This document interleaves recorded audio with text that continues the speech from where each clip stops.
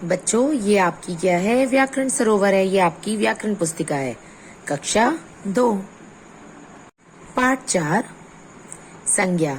ये पाठ हम पढ़ चुके हैं, हमें इसकी विस्तृत जानकारी अब हो चुकी है। आज हम इसका अभ्यास कार्य करेंगे।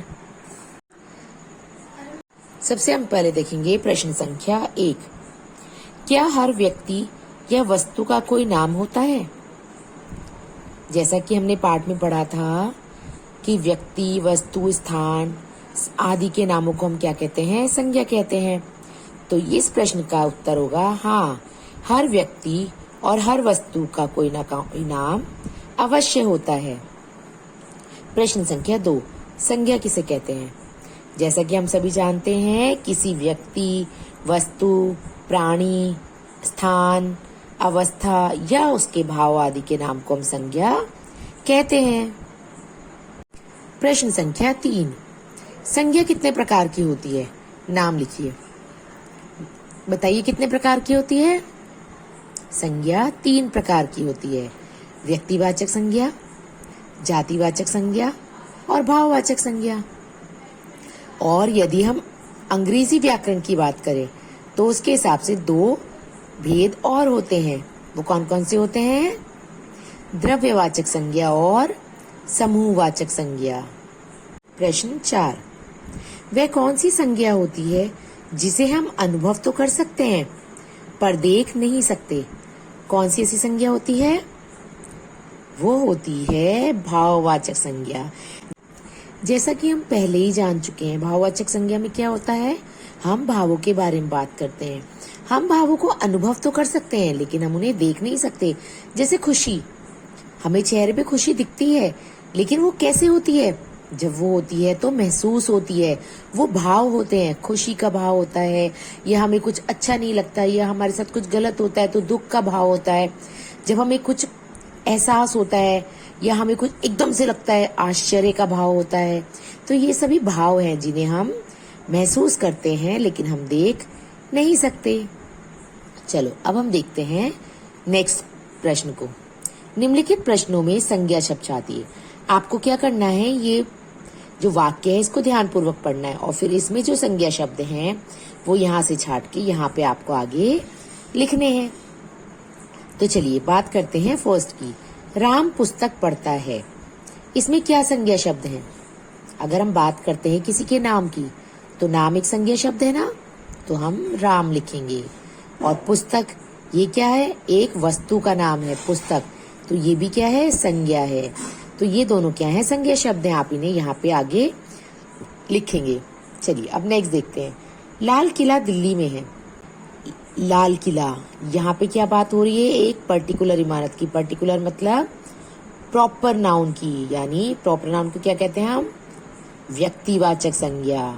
यहाँ विशेष व्यक्ति, विशेष स्थान की बात होती है। तो लाल किला एक विशेष इमारत है ना, तो इसलिए क्या है? ये भी एक संज्ञा है। दिल्ली, दिल्ली क्या है? एक देश का नाम है। देश का नाम है ना, तो दिल्ली भी क्या है? एक संज्ञा है। नेक्स्ट देखते हैं थर्ड। ईमानदारी का फल मीठा होता है। इसमें क्या है? संज्ञा शब्द ईमानदारी। ईमानदारी यानी एक भाव। इसमें किसी की विशेषता पता चल रही है, उसका भाव पता चल रहा है। तो ईमानदारी क्या है? भाववाचक संज्ञा है। ईमानदारी का फल मीठा होता है। मीठा, मीठा भी क्या है? भाववाचक संज्ञा है। मैंने बताया था ना, जो हम देख नहीं सकते महसूस करते हैं। तो मीठा कैसे हमें पता चलता है? जब हम कोई चीज खाते हैं तो उसका स्वाद पता चलता है। ऐसी ईमानदारी का फल मीठा होता है, यानी यदि हम सबके साथ ईमानदार रहेंगे तो हमारे साथ भी अच्छा होगा। वो हमारे लिए अच्छा ही है ईमानदारी एक। चलो नेक्स्ट देखते हैं। भारतीय सैनिक वीरता से लड़ते हैं। सैनिक क्या है? ये है जातिवाचक संज्ञा। इसमें एक सैनिक की बात नहीं हो रही, सैनिकों की संपूर्ण जाति की बात हो रही है। नेक्स्ट देखते हैं वीरता। अगेन वीरता भी क्या है? एक संज्ञा शब्द है। वीरता का भाव होता है, यानी भाववाचक संज्ञा। जब कोई सैनिक बहुत वीरता से लड़ता है, यानी बहुत साहस से लड़ता है, तो वो हमें महसूस होती है, ये भाव है। तो वीरता क्या है? संज्ञावाचक संज्ञा है, भाववाचक संज्ञा है। नेक्स्ट देखते हैं। नेपाल हमारा पड़ोसी देश है। इसमें क्या है? नेपाल, नेपाल क्या है? एक व्यक्तिवाचक संज्ञा है, यानी एक पर्टिकुलर किसी देश का नाम लिया जा रहा है। हमारा पड़ोसी देश है। अब इसमें क्या है, देश। देश भी क्या है, संज्ञा शब्द है। देश यानी एक राष्ट्र की बात हो रही है, राइट। तो देश क्या है, कौन सी संज्ञा आ जाती है देश में, जातिवाचक संज्ञा, क्योंकि किसी एक देश की बात नहीं हो रही, संपूर्ण देश की बात हो रही है। नेक्स्ट देखते हैं, आज आकाश में काली घटा छाई है। आज कहाँ पे काली घटा छाई है, आकाश में। तो आकाश क्या है, व्यक्तिवाचक संज्ञा है, क्योंकि स्पेशल बात हो रही है आकाश की।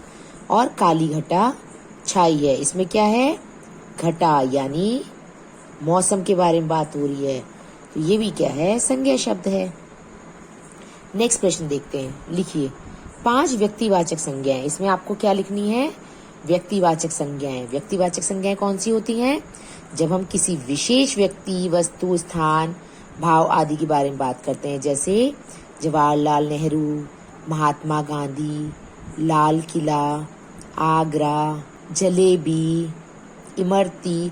हमने किसी व्यक्तिवाचक यानी हमने किसी स्पेशल पर्टिकुलर चीज का नाम लिया, तो वो सभी किसमें है, व्यक्तिवाचक संज्ञाएं कहलाती हैं। नेक्स्ट हम बात करते हैं जातिवाचक संज्ञाएं। जैसे कि मैंने आपको पहले बताया, जातिवाचक संज्ञाएं कौन सी संज्ञाएं होती हैं, जब हम किसी की संपूर्ण जाति के बारे में बात करते हैं, किसी संज्ञा की, किसी व्यक्ति की, वस्तु की, स्थान आदि की संपूर्ण जाति का जब ज्ञान करते हैं तो क्या होता है, उसे जातिवाचक संज्ञा कहते हैं। जैसे हम बात करते हैं पुस्तक की, तो पुस्तक में सारी पुस्तकें आ जाती हैं। फल, उसमें सभी फल आ जाते हैं। जैसे बात करें कुर्सी, तो उसमें सभी कुर्सियों की बात हो रही है। मेज, सभी मेज, हमने किसी पर्टिकुलर मेज या कुर्सी के बारे में बात नहीं की है ना। तो जातिवाचक संज्ञाएं उन्हें कहते हैं जब हम किसी की संपूर्ण जाति का भेद कराएं। इसी तरह आपको 5 जातिवाचक संज्ञाएं लिखनी है। नेक्स्ट देखते हैं 5 भाववाचक संज्ञाएं। यहाँ आपको क्या लिखनी है, 5 भाववाचक संज्ञाएं लिखनी है। भाववाचक संज्ञाएं कौन सी होती हैं, जिन्हें हम महसूस करते हैं, जिन्हें हम देख नहीं सकते।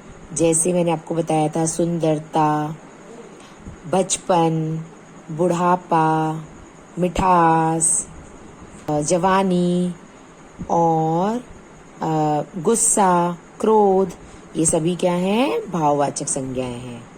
यहाँ तक आप सबको समझ में आ गया ना अच्छे से। अब हम आगे की एक्सरसाइज अपने नेक्स्ट पार्ट में करेंगे। धन्यवाद, आपका दिन शुभ हो।